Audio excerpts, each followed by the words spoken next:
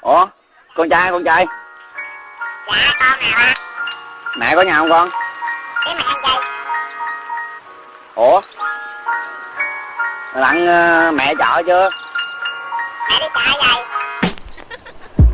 Vậy còn có mình con ở nhà hả? Ờ.